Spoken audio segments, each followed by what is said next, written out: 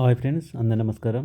మనం డిఎస్సి నోటిఫికేషన్కి సంబంధించి ఒక న్యూస్ పేపర్లో ఒక న్యూస్ అయితే పబ్లిష్ కావడం జరిగింది. ఎస్సీ వర్గీకరణ తర్వాతే డిఎస్సి నోటిఫికేషన్. ఫిబ్రవరి మొదటి వారంలో హైకోర్టుకు ఏకసభ్య కమిషన్ నివేదిక.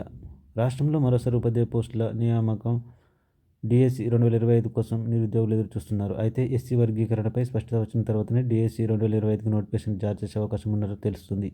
డిఎస్సి ద్వారా చేపట్టే ఉపాధ్యాయుల నియామకాల్లో ఎస్సీ రిజర్వేషన్ ఉపకులాల వారీగా వర్గీకరణ చేపట్టిన అనంతరమే నోటిఫికేషన్ జారీ చేయాలని విద్యాశాఖ భావిస్తున్నట్టు సమాచారం. దేశంలో ఎస్సీ వర్గీకరణ చేపట్టడానికి అనుకూలంగా ఉన్న అత్యున్నత న్యాయస్థానం తీర్పునిచ్చిన నేపథ్యంలో దేశవ్యాప్తంగా రాష్ట్రాల్లో ఇదే విషయంపై చర్చ జరుగుతుంది. అయితే తెలంగాణ రాష్ట్రంలో విద్యా ఉద్యోగాల నియామకాల్లో ఎస్సీ వర్గీకరణను అమలు చేస్తామని రాష్ట్ర ప్రభుత్వం ప్రకటించింది. ఈ నేపథ్యంలో ఇకపై రాబోయే ఉద్యోగాల నోటిఫికేషన్లో ఎస్సీలకు కేటాయించే సీట్లను ఉపకులాల వారీగా కేటాయించాల్సి ఉంటుంది. ఇందుకోసం రాష్ట్రంలో ఎస్సీ జనాభా లెక్కలను చేపడుతున్నారు. జనాభా లెక్కల ప్రకారమే ఎస్సీ వర్గీకరణ అమలు చేసే అవకాశం ఉంటుంది.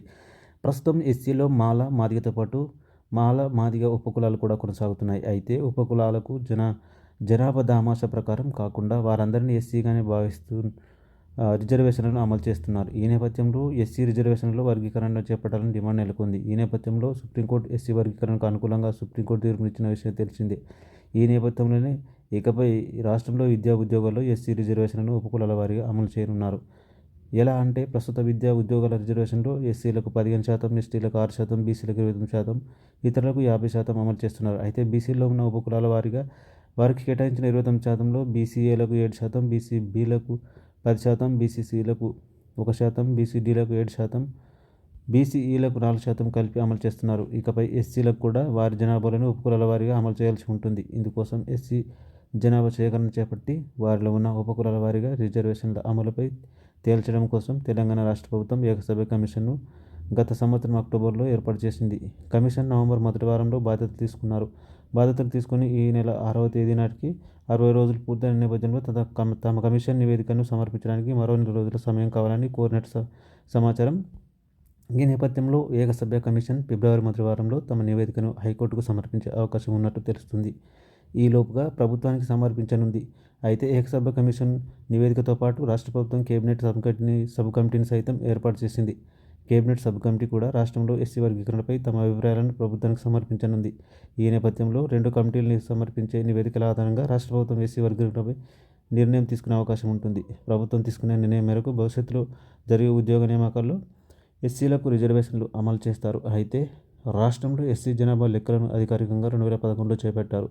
2021లో జనాభా లెక్కలు చేపట్టాల్సి ఉన్నప్పటికీ కేంద్రం చేపట్టలేదు. అనంతరం తెలంగాణ రాష్ట్రం ఏర్పడిన తర్వాత కేసీఆర్ ముఖ్యమంత్రిగా ఉన్న సమయంలో సమగ్ర కుటుంబ సర్వే నిర్వహించారు. అయితే ఆ సర్వే వివరాలను ప్రభుత్వం అధికారికంగా ప్రకటించలేదు.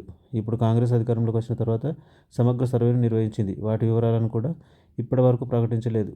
ఈ నేపథ్యంలో ఎస్సీ వర్గీకరణకు అధికారికంగా 2011 జనాభా లెక్కలను ఆధారంగా చేసుకుని లెక్క కడతారా, లేకపోతే 2021లో ఉన్న జనాభా ఆధారంగా లెక్క కడతారా, లేకపోతే 2015లో కేసీఆర్ ప్రభుత్వం హయాంలోని జనాభా ఆధారంగా చేసుకుంటారా, కాంగ్రెస్ ప్రభుత్వం చెప్పిన సర్వే ఆధారంగా చేపడతారా అనేది కమిటీ సమర్పించే నివేదికను బట్టి తెలిసే అవకాశం ఉంటుంది. ఈ నేపథ్యంలో రాష్ట్రంలో ఎస్సీ వర్గీకరణపై ప్రభుత్వం తేల్చిన తర్వాతనే డిఎస్సి 2025కి నోటిఫికేషన్ వెలువడే అవకాశం ఉన్నట్టు తెలుస్తుంది. సో మొత్తం మీద ఎస్సీ వర్గీకరణ తర్వాతనే ఈ డిఎస్సి నోటిఫికేషన్ వచ్చే అవకాశాలు ఉన్నాయని సమాచారం.